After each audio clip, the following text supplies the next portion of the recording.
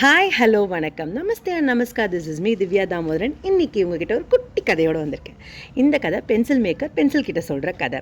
ரொம்ப ரொம்ப பியூட்டிஃபுல்லான ஸ்டோரி, ரொம்ப கனெக்டான ஸ்டோரி உங்ககிட்ட சொல்லலாம் அப்படின்னு வந்திருக்கேன். ஸோ இந்த ஸ்டோரி பென்சில் மேக்கர் பென்சில் கிட்ட சொல்கிறாரு, பென்சில் நீ வெளியில் போக போகிற. ஸோ உன்னை நிறைய பேரை நீ பார்க்க போகிற. உனக்கு இந்த 5 இம்பார்ட்டண்ட் லெசன்ஸை நான் சொல்லித்தரேன்.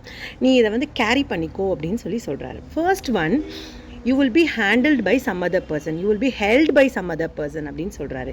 செகண்ட் ஒன், நீ ரொம்ப ரொம்ப மொக்கையாகும் போதெல்லாம், பிளண்ட் ஆகும் போதெல்லாம் உன்னை ஷார்ப் பண்ணுவாங்க. உன்னை ஷார்ப் பண்ண நீ ரொம்ப பெஸ்ட் பென்சிலாக அவங்களுக்கு யூஸ் ஆகுவ அப்படின்னு சொல்கிறாங்க.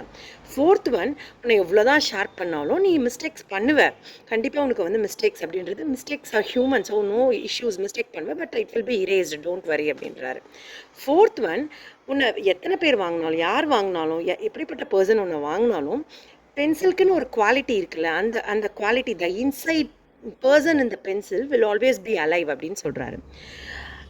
லாஸ்ட் ஒன் என்ன சொல்கிறாருன்னா, sometimes you will be used on the rough surface, sometimes you will be used on the smooth surface, so it is not depend on the surface, but இது எதை வச்சு இருக்குது அப்படின்னா, நீ அந்த சர்ஃபேஸில் ஒரு இம்ப்ரெஷனை க்ரியேட் பண்ணிட்டு வரல, அதில் தான் இருக்குது உன்னோட குவாலிட்டி அப்படின்னு சொல்கிறாரு.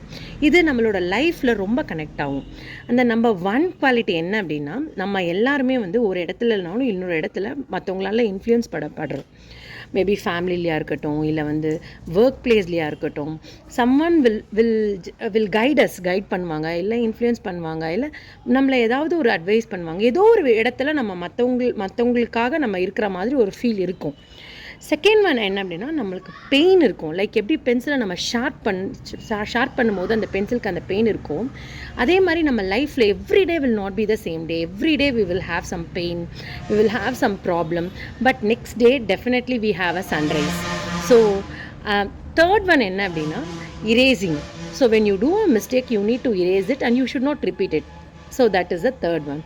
Fourth one, you will be handled by different person உன்னை ஹேண்டில் பண்ணுவாங்க. டிஃப்ரெண்ட் பர்சன் கிட்ட நீ ஒர்க் பண்ணுவ, டிஃப்ரெண்ட் பர்சன் கிட்ட நீ வாழணும். பட் எல்லாத்தையும் தாண்டி you have a pencil, that quality is there, no? So the inside person, you God has made you in some way, that person will always be alive. அது ரொம்ப முக்கியம். Last one but not least one, wherever you go, rough சர்ஃபேஸ்லையாக இருக்கட்டும், உன்னை எந்த இடத்துல நீ ரொம்ப டிஃபிகல்ட் சுச்சுவேஷனில் இருந்தாலும், ரொம்ப சேலஞ்சிங்கான சுச்சுவேஷனில் இருந்தாலும், ரொம்ப ஈஸியான சுச்சுவேஷனில் இருந்தாலும், உனக்குன்னு ஒரு யூனிக் குவாலிட்டி இருக்கும்ல, அந்த இம்ப்ரெஷனை நீ லீவ் பண்ணிவிட்டு அந்த இடத்துல வரணும் அப்படின்றது தான்.